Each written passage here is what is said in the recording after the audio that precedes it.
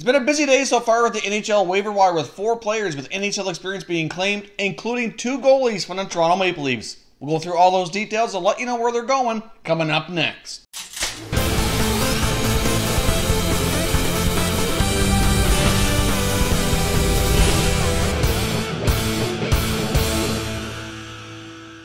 Hey everyone, and welcome back to another video here at Top Shelf Hockey. If you're new to the channel, thanks for stopping by. We review and discuss all 31 NHL teams, so if you're a huge hockey fan, consider subscribing and clicking the bell so you don't miss anything. So as I mentioned off the top, we've got a very busy day here with lots of news off the NHL waiver wire here today. We have 4 NHL guys that have been claimed by other teams as they were going through the waiver wire process here to be assigned to their American Hockey League affiliates, including 2 goaltenders from the Toronto Maple Leafs. Obviously, as we announced yesterday, McElhinney and Capitals were both placed on waivers for the purpose of being assigned to the Toronto Marlies. They opted to keep goaltender Garrett Sparks with the main club, as they probably feared he was the most likely to be claimed off waivers. Obviously, he's one of the younger ones of the 3.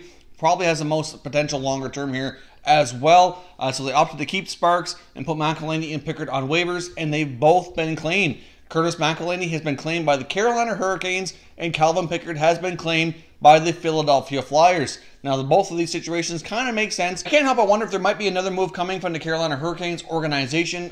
This is the 3rd guy they're going to have now on the roster with NHL goalie experience. Obviously, they have Scott Darling. They signed Peter Mrazek this offseason. Now, I know neither of those options are, fantastically attractive right now, but obviously they have NHL contracts, and they themselves would have to be put on waivers in order to be demoted to their American Hockey League team. Plus, NHL rosters have to be finalized by the end of the day today in order to be set for opening night. So they could either potentially carry 3 goaltenders here for a short stretch, or maybe we'll see a trade out of the Hurricanes here before the end of the day. It's really hard to say. Now, the Hurricanes also have a lot of defensemen. They've been rumored to be trading Justin Falk for quite a long time, and that's never come to be. I know it's something they were quite patient with. They weren't in a big hurry, but based on everything they've done through this offseason, they do have a lot of bodies on that blue line, and it would make a lot of sense for them to move one of those guys out. So maybe could we see a situation where they package maybe a Justin Falk along with one of those goalies off to another club in return for something else? It's certainly a possibility, so I'd keep your eyes open for the Carolina Hurricanes. Doesn't mean it's necessarily going to happen today. They very well could choose to carry 3 goaltenders here short term, but I would watch them here in the short term to see if they make another move here, as it just seems odd for them to want to carry 3 goalies, or if they place maybe Mrazek on waivers and hope he clears and goes down to the minors as well. That's certainly a possibility. I guess only time will tell here once the Hurricanes make their decisions. As we discussed here recently on the channel, the Flyers opted to send youngster Carter Hart down to their American Hockey League affiliate, which was a little bit of a surprise as well, seeing as Michael Neuwirth hasn't been healthy. Elliott struggled as well. At this point, though, it does seem Elliott is healthy and ready to start the year, but obviously, I thought Carter Hart might have made the more capable backup, get him some experience, as he's clearly the goaltender of the future.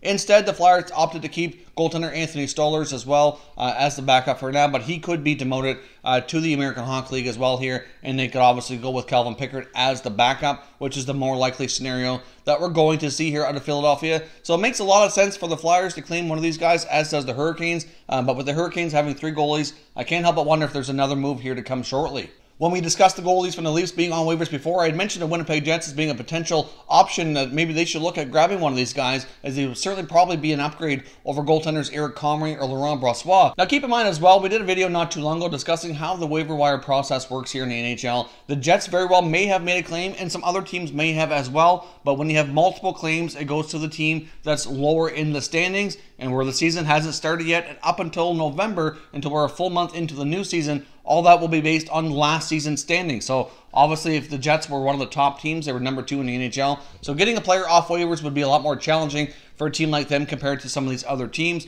Obviously, the Flyers were more so in the middle of the pack, and the Hurricanes were lower as well. So it was certainly a little bit easier to make that claim without having risk of having multiple teams go after the same guy.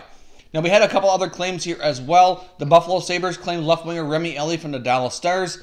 In case you're not familiar with Elie, he's a little bit of a lower profile guy, but he played in 72 games for Dallas last year, was a decent winger. He was a 2013 second round selection for the Stars from the London Knights program. Obviously, as we know, the London Knights have produced a lot of NHL players, so obviously you get to learn from some very good coaches there in London, which is a very invaluable experience longer term here, and obviously he probably will get a decent opportunity in Buffalo. As we know, they have a very young, dynamic forward group there, and hopefully he'll get a chance to play and fit in with some of those guys. Obviously, they'll keep him on the NHL roster here, at least short term, to see if he can make a fit and find a spot there in their lineup. Now, the other claim here was the Washington Capitals claiming forward Dmitry Jaskin from the St. Louis Blues. Obviously, he comes with a cap hit here of $1.1 million. He's played parts of about 4 or 5 seasons now with St. Louis. Been a little bit inconsistent. His numbers haven't been too fantastic here with St. Louis. Obviously, the St. Louis Blues made a lot of acquisitions this summer. You know, they traded for Ryan O'Reilly. They signed some free agents like Bozak and Perron and Maroon. They're trying to fit in youngsters like Jordan Kyrou and Robert Thomas into the lineup. And basically, he's just a victim of the numbers game here and kind of got bumped out of his position. So Jaskin goes off to Washington. We'll see if he can maybe find a role within their bottom 6. Not really sure where they expect to slot him in their lineup. I would assume probably 3rd or 4th line duties. Hard to say if he'll bump somebody out of their lineup or maybe be a 13th forward for them. But we'll see what Jaskin can do with the Capitals. There were some other notable guys with NHL experience on waivers as well, but they went unclaimed, including Sam Gagner of the Vancouver Canucks. Now, it's not quite clear right now if Gagner will be demoted to their American Hockey League affiliate or what their plans are for him. Having Gagner on waivers to me was one of the more surprising moves, but now that he's cleared, they do have the option to demote him if they feel that that's best for their club. So we'll kind of wait and see what they decide there for Sam Gagner. So that's all your news and notes here from the NHL waiver wire for today. We likely will have more NHL roster news here later throughout this afternoon as NHL teams prepare their opening night rosters. They do have to get those in before the end of the day here and get their rosters down to the maximum 23 guys. So there likely could be some other minor trades or players being demoted or whatnot. So stay tuned for all that. We'll have other videos out here once other news happens. If you're new to the channel here, I hope you consider subscribing. We'll cover all 31 NHL teams, and there's plenty of content here for all hockey fans to enjoy. So if you're new, hit that subscribe button. If you like this video, don't forget to hit the like button as well. I'd really appreciate it if you did.